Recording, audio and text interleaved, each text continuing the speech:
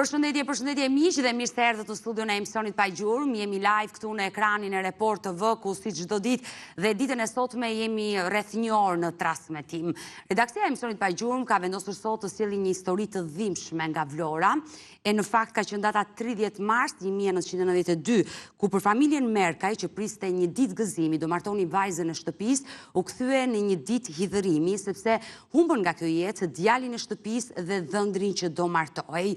Motra e pikërisht e djali që humbi jetën në mars të 1992 dhe u vra në mënyrë barbare në qytetin e Korçës së bashku me dhëndrin, motra Ana Borakaj ka udhëtuar nga Greqia për të qenë pjesë e studios së emisionit Pa Gjurmë për ta rrëfyer këtë ngjarje të rëndë në familjen e tyre.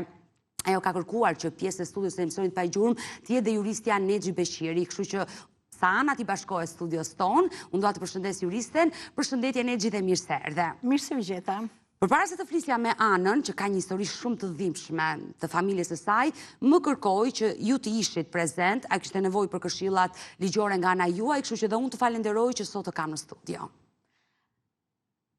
Kam shprehur edhe përpara, jam mirënjohëse të gjithë atyre që më ndjekin, që besojnë tek mua, që më kërkojnë në mënyrë të veçantë. Unë e bëj këtë gjë thjesht me dëshirë. Dhe ju nuk e dini se sa njerëz ndihmoni zonja Nexhi, jo vetëm nga ana ligjore, por dhe thjesht fakti orë, minuta të tëra që ju kushtoni njerëzve, sidomos grave që flisni, rrëfimi i tyre me ju i çliron këto gra dhe i bën të ndihet mirë. Është një ndihmë shumë e madhe që bëni dhe ua them përzemërsisht këtë gjë. Ja, dikush më shkruante tani që të lutem gjej minutat se dua të bisedoj diçka. Më thënë, e para njerë që nuk është se s'ka njerëz sot që mund të konsultohen. Është një besimi në fakt. Por më tepër njerëzit presin që tjetë dikush që i kupton, që ka durimi dëgjon, që hyn si thuash në problemin e tij, në hallin e tij, që i thot një këshill të sinqert, por në një far kuptimi, po dhe për momentin i heq një barë të madhe. Ndoshta unë s'jam psikologe e mirëfillt. Unë kam studiuar dhe filozofi edhe juridik, kam ndjekur shkenca shoqërore gjithë jetën. Si thuash, vetveti më ka ardhur ai pozicion që unë bëj tani, që si thuash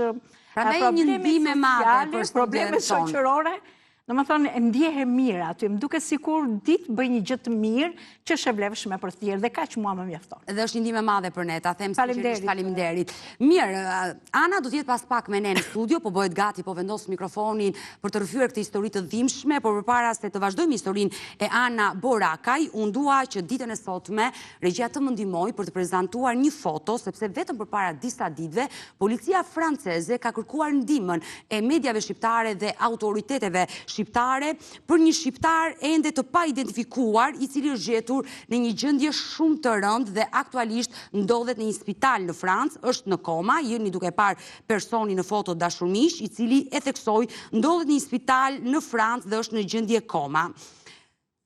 Ne po e prezantojmë ditën e sotme në studion e emisionit Pa Gjurmë me shpresën që kushdo që e shikon, kushdo që e njeh këtë person, është i lutur të lidhet me redaksinë e emisionit Pa Gjurmë, pasi ky person ndodhet në gjendje koma, ndodhet në spital dhe është ende i pa identifikuar nga policia franceze. Momenti që është gjetur personi në fjalë, policia ka gjetur dhe telefonin e tij, ka hapur numratorin dhe numrin e parë që ka gjetur e ka kontaktuar dhe ai numër përkonte me qytetin e Fierit, ku ka qenë pikërisht një avokate. Policia franceze ka kërkuar ndihmën e kësaj avokate nga Fieri, por ajo fatkeqësisht nuk e ka njohur personin në fjalë dhe sot ne e bëjmë mediatike. Dyshohet se personi mund të jetë nga qyteti i Fierit, në bazë të fotos që ne shikojmë, mund të jetë diku rreth moshës 60 vjeç. Ndoshta ka emigruar drejt Francës dhe jeton me familje në Francë, apo e ka në Shqipëri, ngelet ende pikpyetje të mëdha. Ndaj u bëj thirrje të gjithë teleshikuesve të Report TV që janë duke na ndjekur në këto momente, kushdo që e njeh këtë person në këto momente që fatkeqësisht ndodhen në gjendje kaq të rëndë shëndetësore, urojmë që t'ia djali dhe të zgjohet sa më shpejt, të na telefonoj për ta identifikuar pikërisht personin në fjalë. Mirë, do ta heqim këtë foto për momentin regjia, uroj që të identifikohet shqiptari i cili ndodhet aktualisht në këtë spital në Francë, për të kaluar në një tjetër foto, do të flasim për një 22 vjeçar nga Puka me emrin Enkrist Kola, që është zhdukur në rrethana misterioze në 13 shtator të këtij viti. Regjia të më ndihmoj me pasaportën e 22 vjeçarit nga Puka, Ky është Enkrist Kola dashurmiq, i cili është larguar nga banesa e tij në 13 shtator, vetëm përpara disa ditëve. Gjurmët e fundit janë fusharës dhe drejtimi është ende i paditur. Por si ka humbur 22 vjeçari, unë dua të prezantoj një material që ne kemi përgatitur dhe rikthehemi në studio.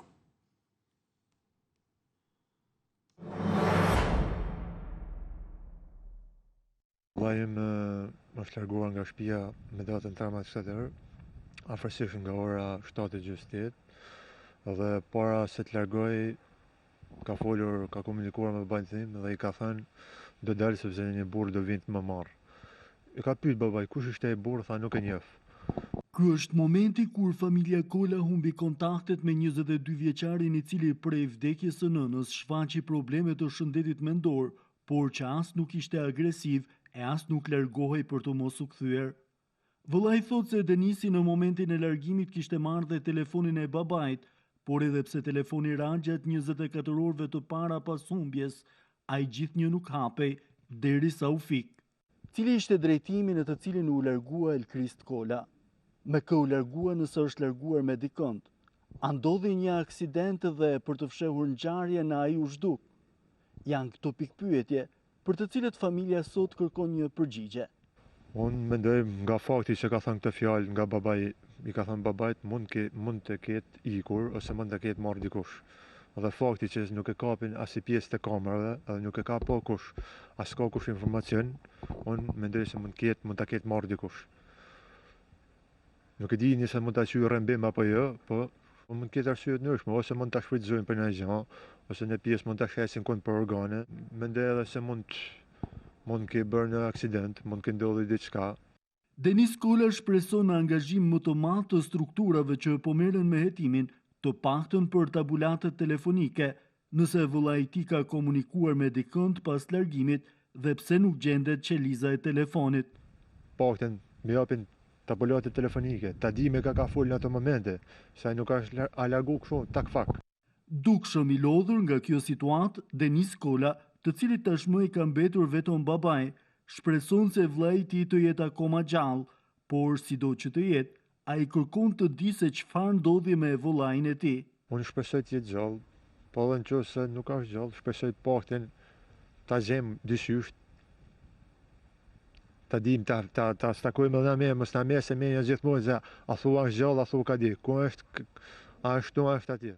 Policia e Pukës bëri të ditur se ka vijuar në të gjithë territorin kërkimet, është bashkëpunuar me komisariatet e tjera dhe po vijon hetimi tashmë në rrugë operative. E në fakt e ndoqëm këtë material përgatitur nga redaksia e Report TV, ku vllai i të humbrit Denis Kola tregoi dhe dyshimet e veta që kishte për humbjen e 22 vjeçarit. Ai dyshonte se ndoshta mund të ketë ndodhur një aksident dhe trupi i të vllait është fshehur, apo ndoshta mund të jetë rrëmbyer dhe mund të jetë marrë për trafikim organesh. Ndërkohë familja ka kërkuar nëpërmjet bizneseve private në Fusharës për të hapur kamrat, për të gjetur gjurmët e fundit apo për të kuptuar drejtimin që 22 vjeçari kishte marrë në 13 shtator ditën që dhe ai humbi. E vetmja kamër sigurie që familja ka arritur të sigurojë është pikërisht momenti që regjia do na i vendosi, një moment ku duket Enkrist Kola, 22 vjeçari, që ka dalë nga banesa e tij, ka vazhduar rrugën, ka ndaluar pikërisht tek dyqani për pak sekonda, është futur brenda në këtë dyqan, ka dalë nga dyqani dhe ora ka qenë 15:24, është rikthyer sërish nga rrugë ana në të cilën erdhi dhe ka vazhduar rrugën deri momenti që kamera e sigurisë e ka kapur 22 vjeçarin. Më pas, drejtimi i tij ngelet i paditur dhe nuk dije se çfarë ka ndodhur me fatin e tij. Ajo që dua të theksoj është se familjarët kanë treguar se 22 vjeçari kishte probleme të shëndetit si mendor dhe fatkeqësisht këto probleme kishin ardhur pasi kishin humbur nga kjo jetë nënën e tyre. Ndërkohë që Denis Kolën, vllain e kanë në një lidhje në këto momente dhe dua menjëherë ta përshëndes. Denis, përshëndetje nga Tirana. Përshëndetje, faleminderit për ftesën. Ne ditën e sotme në studion e emisionit Pa Gjurmë po prezantojmë historinë e vllajt tuaj dhe pse televizioni jon Report TV ka filluar kërkimet që ditën e djeshme, që në momenti që është prezantuar materiali juaj, humbja e vllajt, gjithë me shpresën që do mbrin informacione qytetar të ndryshëm që mund të na telefonojnë. Por ajo që mua më habiti dhe edhe më shokoj, është momenti kur të dëgjova aty në intervistë që the dyshoj se vllajin mund ta kenë rrëmbyer dhe ndoshta mund të kemi të bëjmë me trafikim organesh. Pse dyshoni këtë gjë? Varet, për shembull, këta kamera atje se kam afër shtëpisë nuk funksionojnë fare. Janë të kamerat që nuk funksionojnë fare. Edhe kurse kamerat e qytetit që kam thënë atje nuk shikojnë askund. E qartë, nuk keni mundur do të zbuloni pikërisht kamerat e bizneseve private në qytetin tuaj për të kuptuar se çfarë nuk e ka vazhduar vllai juaj, por dua të theksoj, vllai ka pasur probleme të shëndetit të tij mendor. Ndoshta për shkak të problemeve i pavedishëm ka dalë nga shtëpia dhe nuk është kthyer më? Okej, hale, e zom shembullin se ka dalë nga shtëpia. A ka pas në rënë qytet, kamerat dhe kishin kap dyshir, ose biznese private. Kam pyet në për biznesi private, nuk e kanë kap fare, nuk e kanë parë hiç. Edhe atë ditë të kjo ligje që shfaq tani, kanë qenë 2 ditë para, thjesht e kam kap për me shpërnda foton, edhe ligjen. Sa ditë me datën 13 kur ka dalë nga shtëpia nuk ka shku fare ndryshe. Dua të pyes, Denis, në datën 13 shtator, rreth çfarë ore vllai juaj ka dalë konkretisht nga shtëpia dhe ka njoftuar babain e tij se do takonte një person të panjohur, për ju por edhe për atë? Po, rreth orës 7:27, ai ku ka bërë që dalë nga shtëpia. Të pasdites? 7:27 dërg, a kupton, me datën 13 shtator. Po, rreth orës 19:20 të pasdites, të datës 13 shtator. Po, ashtu. 19:30 ashtu. Edhe i ka thënë babait do dalë sepse një burr do vjen më marr. Kur e ka pyet babai, kush është ai burr, ai ka thënë nuk e njeh. Dhe normal se tani në probleme ka qenë, nuk ka dhënë shumë bre, a kupton. Se kemi lënë të dalë çdo natë, edhe ka ardhur vet, ka ndenjur, ka ardhur, nuk është larguar. Dhe kur vjen nga shtëpia nga ora 10 ashtu, 22, më thot babai kështu. Në atë moment e ka marrë edhe telefonin e babait me vete. Dalun e kërkoj. I bisha telefonit, i shko ke fira, nuk më përgjigj ke fare. Pra, telefoni ti ka qenë hapur? Po. Dhe kur ka rezultuar telefoni ti i fikur? Nuk ka rezultuar me datë, ka qenë datë diel, 14 ora, me datën 14, me datën 14. Një ditë më pas? Telefoni në orën 2:10 do të fik. Pra, le të themi që për rreth 24 orë, diçka më pak, telefoni vllai ka qenë i hapur dhe pse ai ishte larguar nga shtëpia, ju e telefononi dhe nuk u përgjigj askush nga ana tjetër e telefonit. Po, tani, vim të kjo pjesa tjetër.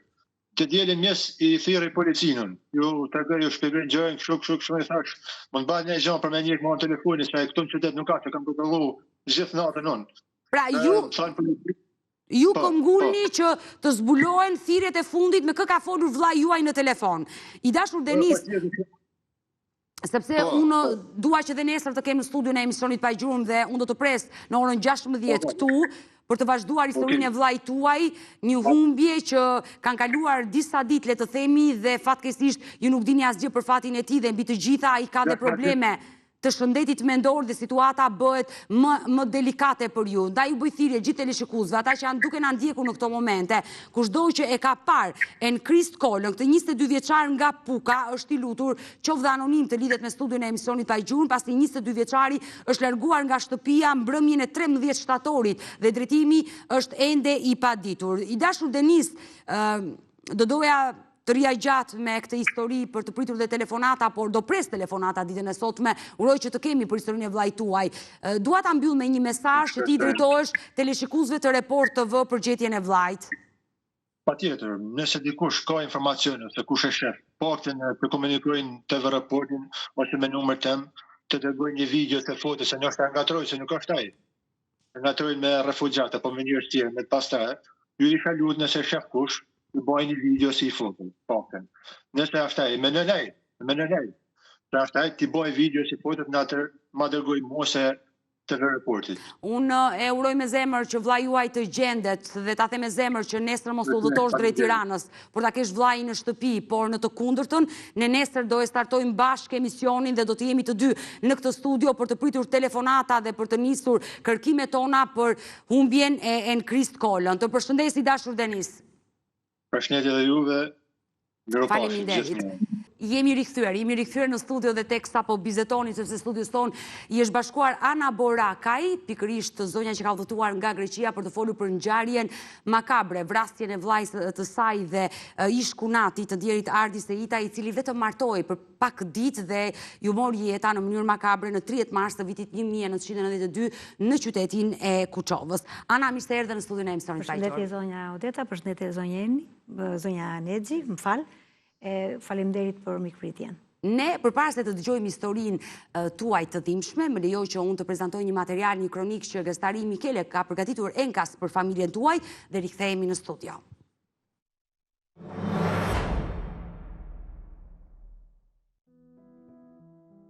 Më 30 mars të vitit 1992, në një Shqipëri që sapo kishte hyrë në një epokë të re, pas rënies së diktaturës, ndodhi një ngjarje tragjike që edhe sot e kësaj dite mbetet e mbuluar nga misteri. Artur Merkaj, vetëm 23 vjeç, sapo ishte kthyer nga Italia, ku kishte shkuar me eksodin e vitit 1990, por ëndra e tij do të ndërpritej i papritur. Pikërisht atë ditë, ai kishte ardhur për të martuar motrën, një gëzim i madh për familjen, që u shua brenda pak orësh, duke u kthyer në një plagë të pashërueshme. 23 vjeçari, së bashku me dhëndrin, po udhëtonin me makinën e tij drejt qytetit të Kuçovës, aty ku Arturi u qellua për vdekje nga një efektiv policie. Në atë tragjedi, humbi jetën edhe dhëndri. Arsyet e kësaj ngjarjeje mbeten ende të paqarta për familjen, nga kërkimet e tyre ata kanë mësuar se polici që kreu krimin ishte kushëri i tyre, një fakt që e bën dhimbjen edhe më të rëndë. Një dasëm që u kthye në mort, ku fustani i bardh u shndrua në zi për të gjithë familjen Merkaj, por tragjedia nuk u ndal me kaq. Vetëm 5 vite më vonë, babai i Arturit ndërroi jetë, duke marrë me vete një dhimbje të madhe. Edhe pse kanë kaluar shumë vite, autori i krimit nuk u dënua kurrë. Një krim ende i pasbardhur, një dosje e lënë në arrest nga drejtësia, por jo nga familja, sepse dhimbja mbetet e përjetshme. E dashur Ana, edhe pse kanë kaluar kaq shumë vite, dhimbja vazhdon të mbetet në zemrën tënde për humbjen e vllajt, i cili në atë kohë ishte vetëm 23 vjeç. Po, Odeta, është e papërshkueshme, më fal dhe për emocionet, më fal dhe për kam 35 vite që jetoj jashtë dhe për Shqipen, se mase gabojnë një fjalë, është shumë e dhimbshme. Nuk e harroj kurrë, asnjë çast të jetës time, jetoj me atë në çdo moment. Ishte 23 vjeç, në lullën e rinis. I pa fajshëm, erdhi në Shqipëri në adeun e vetë, nga Italia, të martonte motrën. Por, në 30 mars, dite anë ora 3, në qytetin e Kuçovës, Arturit ju pre nëndrat në mes. Bashkë me atë dhe motrës time, që për 12 ditë të martohej. Atëherë, vllai im ditën e anë mëngjes. Dhe ndalemi, pikërisht e 30 marsi 1992, një datë që nuk harrohet kurrë për ju dhe familjen tuaj, fatkeqësisht. Çfarë ndodhi atë ditë? Atëherë, vllai im rit bashkë me dhëndrin dhe me vllain tjetër, do shkonin në Kuçovë të jepnin disa ftesa për dasmën. Dhëndri do shkonte në Tiranë, se ishte efektivi i policisë nëmër 2. Shkuan bashkë të tre të jepnin çka kishin për të dhënë dhe të ktheheshin për në shtëpi. Kthehen tek turizmi i Kuçovës për të pirë një kafe. Aty, duke pirë kafen, kishte ardhur me një vllai, kishte një Audi 80 në atë kohë. Po. Vete tek makina një njeri pa njohur. Ngrihet vllai dhe të tre këta shkojnë tek makina, i thonë, çfarë kërkon? I thotë që ma jep një Giulio ishte ai, i njohur më duket nga policia, se nuk mund ta them dhe nuk e di mirë. po me të dhenat, dhe me të thenat, dhe i thot që ma jep një xhiro makinën. I thot Arturi, ky mjet e shihemi, se si të jep unë ty makinën një xhiro. Në atë kohë që thot ma jep nuk ta jep, ky nxjerr një zinxhir për të goditur xhamin e makinës. Në atë kohë, Arti dhe Andri nxjerr pistoletën, I cili ishte punojës i policisë në ato kohë. Po. Dhe qëllon ajrë. Ikën ai djali, u bë pak rëmuj se dijet pistoleta, ajo që u qëllua, hipin makinë dhe ikin për në shtëpi. Dhe në këtë moment në makinë ka qenë vëlla juaj i ndjer Artur Merkaj, dhëndri Ardi Seita i ndjeri dhe vllai tjetër juaj i vogël që fatmirësisht vetëm ai shpëtoi. Vetëm ai shpëtoi që ishte 15 vjeç. Në ato kohë. Dhe çfarë ndodhi? Ata hipën makinës pas këtij konflikti dhe u nisën për ku? U nisën për të shkuar vllai në Ballsh dhe dhëndri në Tiranë se ishte në punë. Po. Të mirë të shërbimin. Në Kuçov, në të dalë të Kuçovës, i del një patrull policie. Por nuk e dia, ai ishte patrull policia, nuk ishte në atë kohë, ishte shumë rrëmuja dhe i bëjnë për të ndaluar, ndalojnë. I thot që me jep dokumentat, ja jep, dhe i kam të gjitha sepse leje e qarkullimit të vllait tim është me gjak dhe u gjet në shesh, e kam dhe në dosje. Dhe policia thot që, i thot jam Artur Merkaj, jam nga filan vend dhe urdhoi lejen e qarkullimit të makinës. E marrin policat e hedhin në shesh. I thot dhëndri, thot jam punojës i policisë në rajon nëmër 2. I jep atë një e kalimi që kanë atë me fotografi. Fotografia është e grisur, e kam dhe atë prapë në shtëpi, në dosje, dhe e gjetëm dhe atë në shesh. Në atë kohë, duke debatuar, një pistoletën, nuk t'ja pistoletën, se i kërkon që të merrte pistoletë, jep të pistoletën. Ai e fut pistoletën këtu dhe i thot që unë pistoletën nuk a jap juve. Më çoni në polici, në rajon polici dhe të atij e dorëzoj. Sepse policia kishte dalë dhe... Për qëllimi që u bë, që qëlluan ata... Që kështu qëlluar në ajër, doli policia dhe i ndaloi e qartë. Në atë kohë që po debatonin, nuk ta jap në çonin në rajon policie, thot vëlla i vogël, hap derën dhe del jashtë vëlla i vogël. Se ishte në vend të parë posager. Del jashtë dhe në atë kohë thot që vjen një fugon i bardhë dhe një civil duke mbushur pistoletën. Policat që i kishin rrethuar makinën, se ishte patrull dhe ishte rrethuar makina, i thonë që Mondi ruaj gjakftotësinë. Mondi nuk e ruajti gjakftotësinë. Vllai im është vrarë duke thënë nga mbrapa, si duke do i thosh që jepe pistoletën ose zbresim nga makina, nga mbrapa është vrarë kaq, 10 cm, ka qelluar direkt Mondi. Nga shpatullat i ka dalë në zemër. Pra, vllai juaj i ndjer nuk ju bind policisë? Jo, nuk ju bind. Po pse i gjuajti policia vllain tuaj? Nuk e gjuajti policia, e gjuajti Edmond Hoxha. Një person civil? Një person civil që erdhi me një fugon të bardhë. Erdhi më mbrapa. Po çfarë lidhje kishte ky person me sherrin që kishte bërë vllai juaj? Asnjë lidhje nuk kishte, por ky është polic, po ishte civil. Edhe ai ishte polic, por në atë moment nuk ka qenë në shërbim. Civil, po, ka qenë civil. Çfarë kishte ai me vllain tuaj që ka ardhur aty, ka nxjerr armën e punës, edhe pse nuk ishte në orarin e punës, dhe ka gjuajtur ndaj makinës ku ishte vllai juaj që ishte fatale. Mori dhe jetën e vllait tuaj dhe të ish-kunatit tuaj. Zonja Odeta, atë nuk e di, unë e di ai, ta japi përgjigjen ai, sepse unë nuk mund të, unë e di që vllai po i thoshte punatit të zbresin ose jep armën. Po. Makina është ndaluar, e rrethuar me polica, s'kishin armë, s'kishin në një debat që të bënin me ato, vetëm kaq që thanë që me jep armën i thoshin punatit, kurse vllai i dha gjitha dokumentat dhe ishte në rregull. I pari është gjuajtur vllai juaj. I pari është vrarë vllai im, nga Edmond Hoxha. I thanë policat e tjerë, Mondi i ruaj gjakftotësinë. Dhe duke kthyer vllai nga mbrapa nga kunati duke folur, nuk e di se çfarë i ka thënë. Ai ka qelluar pa folur me vllain, pa thënë asnjë fjalë, e ka qelluar nga mbrapa, në shpatull dhe i ka dalë në zemër. Plumbi. Në atë kohë që ka qelluar Edmond Hoxha vllain tim, Arti ka nxjerr pistoletën për të qelluar Edmondin. Atëherë, dhëndri. Po. Atëherë ka qelluar, unë po ta them me pasërti dhe siç është ngjarja. Atëherë, se ju këtë rrëfime keni nga vllai i vogël i cili ka qenë prezent në makinë. Nga vllai i vogël dhe nga njerëz që ishin rrethuar aty. Sepse janë gjithë njerëzit e mamas në Kuçov. Dhe në atë moment i ka tentuar të qellojë Arti, ka qelluar policia dhe ka sharruar dhëndrin, e ka bërë cop. Dhe makina është bërë gjithë plumba. Atëhere, e hapë polici makinën, bie vllai në shesh, i mbushë tot vllai i vogël rripi polot me gjak, dhe e çoi në spital. Aty kërkon ndihmë Arturi, thot na ndihmoni se na kanë vrarë, si jemi kriminella, por sa vajti një infermiere që na erdhi dhe në shtëpi dhe e falenderoj, sa shkova që t'ja puj, sa i mbaroj. Se u qëllua direkt në zemër.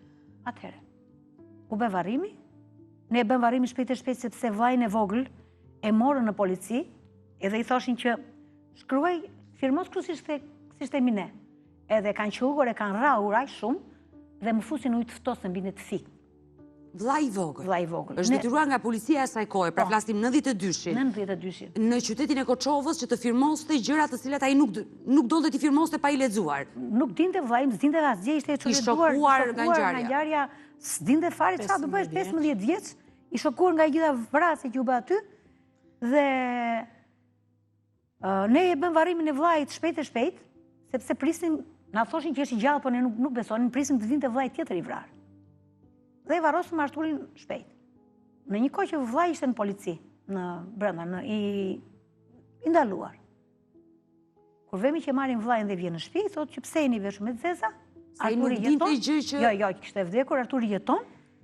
I thamë ne po jeton dhe jemi veshur se është shumë rënd dhe këto që mos të rëndohet gjendja e tij psikologjike. Dhe e çojmë prapë në Berat sepse thotë të më çonin në spital se do vetë Arturi se është në spital. Atëherë të dy çunat vdiqën.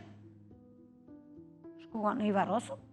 Por vllai i vogël si ja that? Vllai i vogël e mor, ja tham në Kuçov. Ja tham në njerëzit e tanë në Kuçov, që u bëu i fortë se dy çunat kanë vdekur. Dhe kanë qenë dy plagë të mëdha si për familjen tuaj dhe për familjen e të ndjerit Ardis Seitaj, i cili fatkeqësisht pas një jave do martohej dhe ai rrugëtim që ju mori jetën ishte rrugëtimi që po shpërndanin ftesat e dasmës dhe është një tragjedi për familjen tuaj. E dashur Ana, përpara se të vazhdojmë historinë, se ju sot sa dhe një emër, ju e njihni se kush është vrasi i vllait tuaj, por se çfarë ka ndodhur më pas, betejë e madhe ligjore dhe ky person është e kreu dënimin e merituar, apo ndodhet ende në burg, apo është jashtë burgut, do ne rrëfeni vetëm pas pak, po jemi rikthyer në studio të dashur miq, ku po flasim për tragjedinë që ka ndodhur në familjen Merkaj përpara shumë viteve. Në 30 mars të vitit 1992, kjo familje humbi nga ky jetë djali në kulmin e moshës 23 vjeç, i cili u vra nga një person, por atë ditë është larguar nga kjo jetë edhe dhëndri i shtëpisë, i cili po shpërndante ftesat e dasmës dhe fatkeqësisht në mënyrë tragjike të dy, Artur Merkaj dhe Ardis Seitaj janë larguar nga kjo jetë. Ndërkohë që motra e Arturit ndodhet me mua në studio Ana. E dashur Ana, se ishte prekës momenti që tregove se si ndodhi ngjarja, vrasja dhe momenti që morët lajmi dhe vllai i vogël që ndodhesh në makinë, i cili besonte dhe donte që ata të ishin gjallë dhe ka qenë vështirë si ja keni shpjeguar të gjithë situatë, një i vogël, një i mitur me një traumë kaq të madhe. Por pasi dhimbjen e kthyet në forcë, nisët një betejë ligjore dhe më habite kur në reklama po diskutoni me zonjën Exhi që the autori nuk u dënua. Nuk u dënua, nuk është dënuar. Mund të na i shpjegosh tani çfarë ndodhi? Po. Sepse dhëndrin e ka goditur policia. Dhe në të tilla situata, makina sharruar me plumba, fatmirësisht vetëm vllai i vogël shpëtoi, ndaj policëve të cilët gjuajtën, u mor ndonjë mas? Jo, asnjë mas. Atëherë na i shpjego çfarë ndodhi në gjykatë. Në të tretat e vllait, na ka ardhur në shtëpi ministri i drejtësisë. Asaj kohe, ta ti di. Asaj kohe, nuk e mbaj mend emrin, po tashu ta do e gjej së kush, nuk e mbaj mend emrin, kam qenë dhe kryetari i Degës Beratit dhe kryetari i Degës Fierit. I ka dhënë ngushëllim e babit dhe i kanë thënë që kjo drejt do vej deri në fund. Por nuk të s'arriti të shkonte asnjëherë. Atëherë, gjatë gjithë këtyre viteve, mbas varrimit dhe gjitha ç'a ishin për të bërë, vazhdoi luftën baba im. Dhe motra ime që ishte që ngeli pa e martuar dhe në atë kohë ka qenë shtatzane 3 muajshe. Ajo që do martohet. Ajo që do Ka martohet. ardhur një jetë fëmija? Po, ka ardhur një djalë. një djalë me jetë nipi që fatkesisht se njohi babain e tij? Ka bërë luftën babi im, bashkë me motrën, me Valentinën, duke ardhur tek Sali Berisha, te Pjetra Mbnori, ku i kuvendit popullor, se nuk i majde mend. Duke trokitur në institucionet e atyre viteve, e qartë. Në të gjitha, dhe nuk ka marrë asnjë përgjigje. Por personi i cili gjuajti vllajin tuaj, që ishte një polic civil në atë moment kur ka kryer vrasjen, kishte dëshmitar, ishte vllai juaj në makinë që e ka parë kush goditi ndaj makinës, ka patur persona të tjerë të zonës që e kanë parë. Ai person nuk u ndalua nga policia? Jo, nuk është ndaluar. Ai person është Edmond Hoxha, është kushëri i dytë imi. Se ju e keni kushuri personi që goditi vllajin tuaj? Po, por nuk njiheshim. Mamaja e tij dhe mamaja ime. Ai nuk e dinte që ishte Nuk e dinte që ishte kushëri i kushëri vet. Jo, nuk e dinte, se nuk mund të them gjëra të paqena.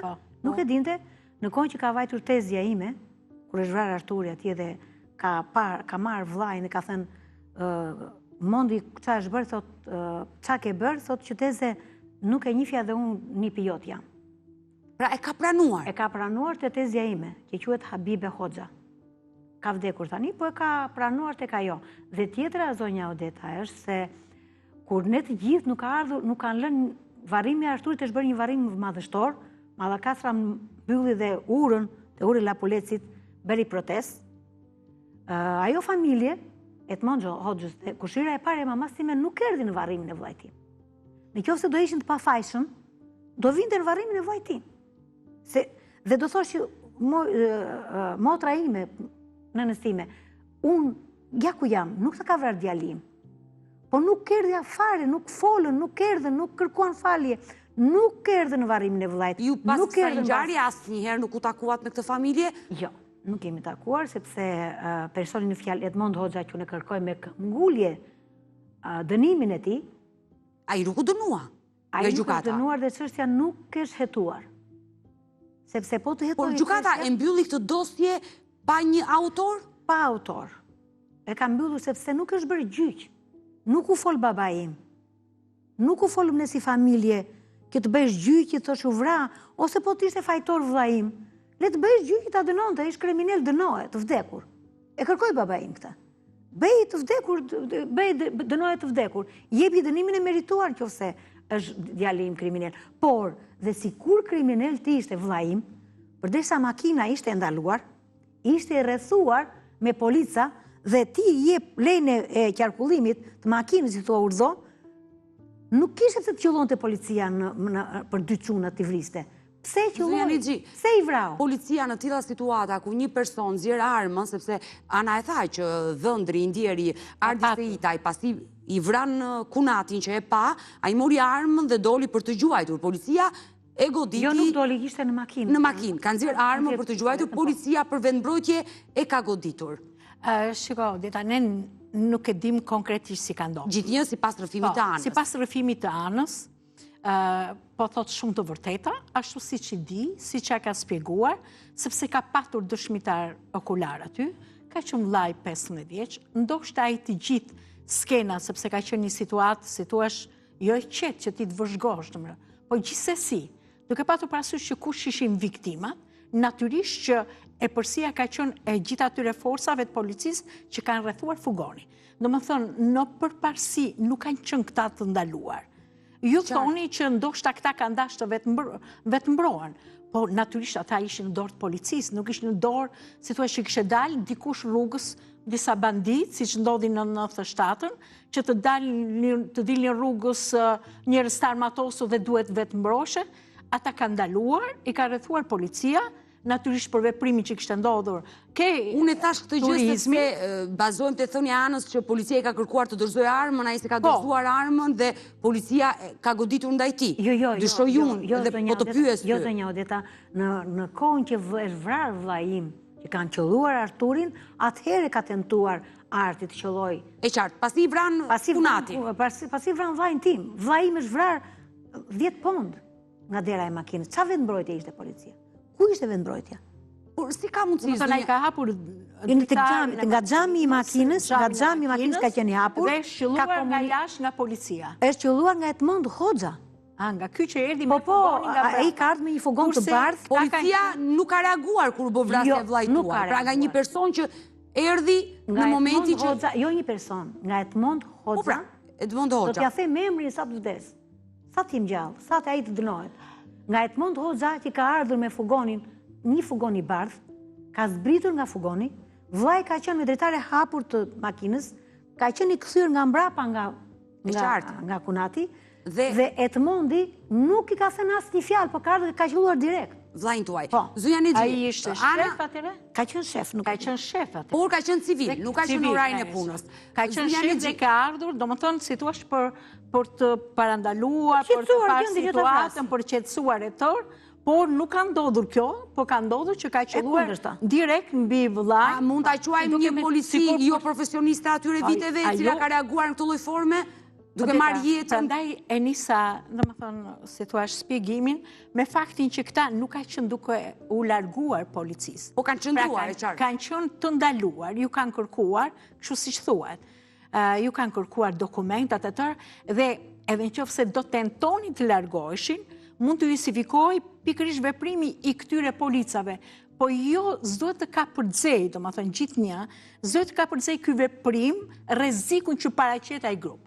Domethënë rreziku i atyre që në këtë rast qenë viktimë. Në policia ndërhyn kur e shikon që pasojat e veprimeve, pikërisht atyre që kanë ndaluar, rrezikojnë jetë njerëzish, mundësisht të shumë njerëzve, ose dhe të vetë policave që ishin aty, por kur ata kanë ndaluar, domethënë nuk ka patur rrezik. E qartë, kuptueshme. Këtu, domethënë, gjithnjë ndërhyrjet e policisë nuk duhet ka përdzejnë, si thua, kompetencat e tyre dhe gjithnjë nuk duhet që pasoja që vijnë nga veprimi i tyre, se do të jetë më shumë se sa rrezikshmëria që mund të kishte ai grup. Por ne do ndalemi pak. Mirë, jemi rikthyer në studio. E dashur Ana, unë e di që ti do minuta tëra televizive për të diskutuar historinë e familjes tuaj me dokumentat, por unë do premtoj që ndoshta në ditët në vijim ne do zhvillojmë një tjetër emision sepse sot nuk tham asgjë. Ajo që ne mësuam sot është që gjykata e mbylli këtë çështje dhe ende nuk ka një autor. Është në kërkim autori, ndërkohë që ju deklaroni emrin e autorit se kush e ka bërë krimin e vllait tuaj. Dhe kjo është absurde. Por e dashur Nexhi, se do të jemi në një ditë tjetër me këtë histori dhe me dokumentat. Kjo familje, Ana ka ardhur nga Greqia që t'i drejtohet gjykatës. Edhe pse kanë kaluar shumë vite, kërkon që autori të marrë dënimin e merituar. Çfarë duhet të bëj? Para një që ka qenë një ngjarje e madhe, domethënë bëhet fjalë për 2 viktima, domethënë zhvllai Anës 23 vjeç edhe dhëndri nuk ka qenë një gjë e lehtë, nuk bëhet fjalë për një vjedhje e thjeshtë, por janë 2 jetë njerëzish të ikur. Unë nuk e di se sa herë kanë trokitur, më tha që kanë shkuar tek presidenti i asaj kohe, por ministrin e brendshëm e tjerë, kryetarin e parlamentit. Flasim vitin 1992, por faktikisht nuk kemi marrë asnjë lloj përgjigje. Përgjigjja më e rëndësishme do ishte pikërisht nga prokuroria, ku dhe ajo është përgjegjësia që ngre akuza, apo dhe gjykata nëse çështja është trajtuar në gjyq. Tani nuk e di a është shqyrtuar gjyqësisht kjo çështje apo jo.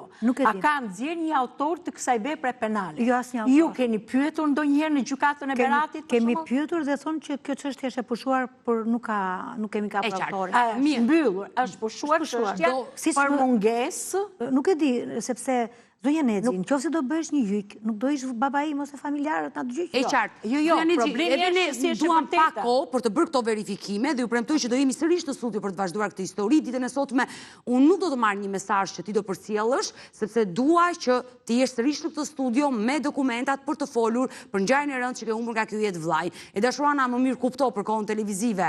Të falenderoj që të pata në studio dhe të mirpres. Jemi sërish, zonja Nexhi, të falenderoj dhe ty. Do jemi sërish në këtë studio. Ndërkohë duhet verifikojmë në japim kohë edhe gazetarëve të pagjurur për të bërë këto verifikime, kështu që kemi ardhur në fund të dashur miq, falenderoj që edhe juve qëndruat me mua deri në fund të programit dhe bashkë do ritakojmë sërish nesër live, ndoshta me historinë e Anës apo edhe me historinë e personit të humbur që trajtuam në fillim të programit 22 vjeçari nga Puka. Mirupafshim, takohemi nesër.